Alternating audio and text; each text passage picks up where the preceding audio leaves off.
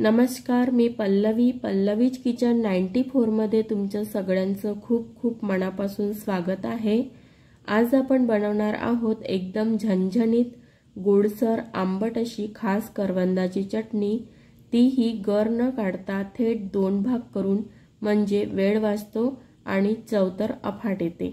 चला तर मग रेसिपीला सुरुवात करूया। इथे मी करवंद घेतलेले आहे, अर्धा वाटा करवंद आहे। हे मी पाण्याने स्वच्छ धुवून घेतलेले आहे। या करवंदामध्ये 2 प्रकारचे प्रकार असतात। हा एक ग्रीन आणि कत्ता काळपट कलर येतो आणि एक पिंक कलर मधून येतो। तर आता मी ह्या करवंदाचे असे हे जे देठ आहे ते काढून घेत आहे। हे देठ काढून घ्यायचे, पूर्ण जेवढ्या पण करवंदाला असेल तेवढ्या करवंदाचे पूर्ण देठ काढून घ्यायचे। अशा प्रकारे ह्या करवंदाला मी पाण्याने 2-3 पाण्याने स्वच्छ धुवून घेतलेले आहे आणि कोरड्या स्वच्छ कापडाने पुसून सुद्धा घेतलेले आहे। तर ह्या करवंदामध्ये थोडा कचरा सुद्धा राहते, तर चांगले स्वच्छ धुवून घ्यायचं करवंदाला।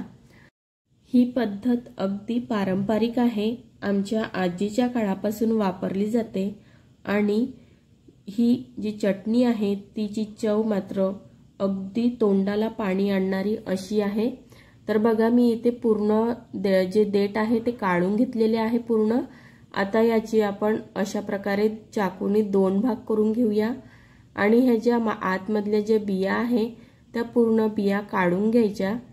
तुम्ही चाकूने पण काढून घेऊ शकता किंवा बोटाने सुद्धा काढून घेऊ शकता।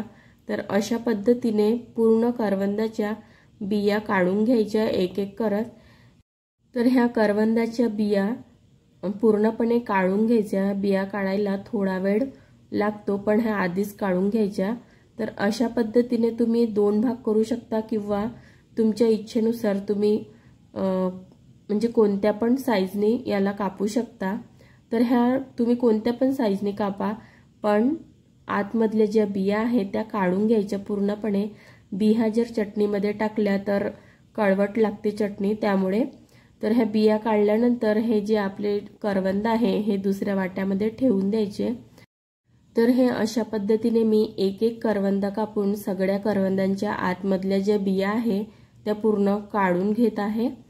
ही करवंदाची चटणी तुम्ही रोजच्या जेवणात, डब्यात, प्रवासात सहज घेऊन जाऊ शकता।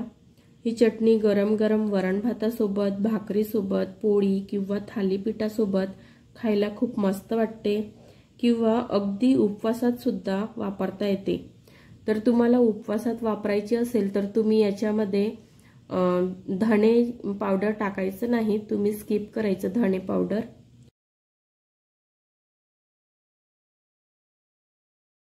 तर बघू शकता तुम्ही, मी अशा पद्धतीने पूर्ण करवंदाच्या आतमधील दोन्ही भागातल्या बिया काढून घेतलेल्या आहे पूर्ण, आणि पूर्ण करवंदाचे मी 2 भाग करून घेतलेले आहे अशा पद्धतीने। तर आता आपण चटणी करायला घेऊया। तर इथे मी गॅसवर पॅन ठेवलेला आहे, याच्यामध्ये मी थोडंसं 1 चम्मच तेल टाकून घेतलेलं आहे। इथे तेलाचा वापर जास्त करायचा नाही, थोडंसं तेल टाकलं 1 चम्मच तरी पुरेसं आहे। तर आता तेल गरम झालेलं आहे। आता इथे आपण मोहरी टाकून घेऊया। मोहरी तडतडायला लागली की आपण जिरं टाकून घेऊया 1 चम्मच।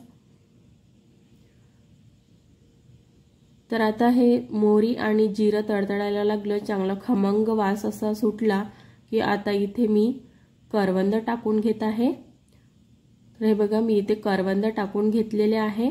तर ह्या करवंदाला सर्वात आधीच टाकून घ्यायचं आणि थोडंसं मिक्स करून घ्यायचं चम्मचनी। तुम्ही हवं तर आधी गरम पाणी करून त्याच्यामध्ये 1 ते 2 मिनिट याला बॉईल करून त्याच्यानंतर पण तुम्ही अशा पद्धतीने चटणी बनवू शकता। तर मी ते बॉईल केलेलं नाही आहे, मी अशा पद्धतीने बनवत आहे ही चटणी, त्यामुळे मी गरम पाण्यामध्ये बॉईल केलेलं नव्हतं। तर मी इथे आता 2 चिमूट मी हळद टाकलेली आहे, 1 चम्मच लाल तिखट टाकलेला आहे आणि मी 1 चम्मच मी धणे आणि जिऱ्याचं पावडर टाकलेलं आहे। थोडंसं मी हिंग टाकून घेतलेलं आहे इथे, आणि आता इथे मी पाऊण चम्मच मीठ टाकलेलं आहे, सेंधा नमक आहे हे।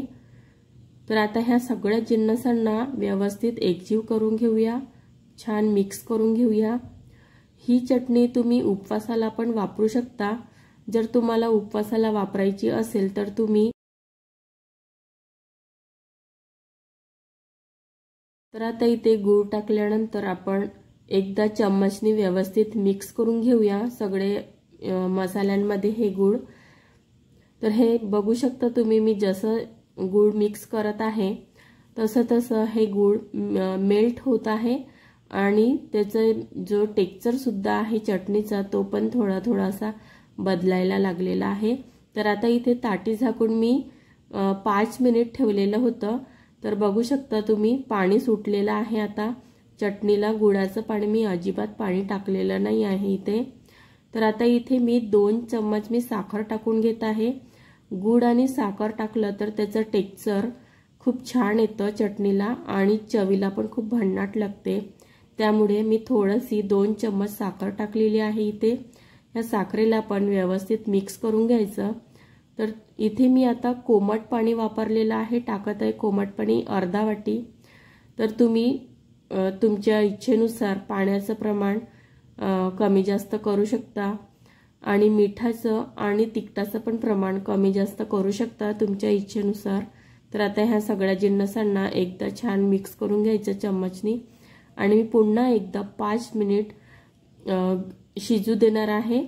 तर ही चटणी खूप हाय फ्लेमवर शिजू द्यायची नाही, मीडियम टू लो फ्लेमवरच शिजू द्यायची। तर तुम्ही बघू शकता इथे आपली चटणी किती मस्त दिसून राहिलेली आहे आणि आता आपली चटणी झालेली सुद्धा आहे, शिजलेली आहे। तुम्ही याचा टेक्स्चर पण बघू शकता। तर आता इथे आपण सर्व करून घेऊया। तर तुम्ही इथे बघू शकता किती मस्त फ्लेवर दिसत आहे आणि कलर सुद्धा दिसत आहे चटणीचा, बघूनच तोंडाला पाणी सुटून राहिलेलं आहे। तर तुम्ही पण अशा पद्धतीने बनवू शकता। तर ही चटणी तुम्ही भाकरीसोबत, पोळीसोबत किंवा रोजच्या जेवणासोबत किंवा डब्यात सुद्धा घेऊन जाऊ शकता आणि ही चटणी गरम गरम वरण भातासोबत आणि थालीपीठ सोबत सुद्धा तुम्ही खूप मस्त एन्जॉय करू शकता। तर तुम्हाला ही रेसिपी कशी वाटली तर मला कमेंट करून नक्की सांगा आणि तुम्ही कोणत्या भागामधून बघतात ते सुद्धा तुम्ही मला कमेंट करून नक्की सांगा। आणि माझ्या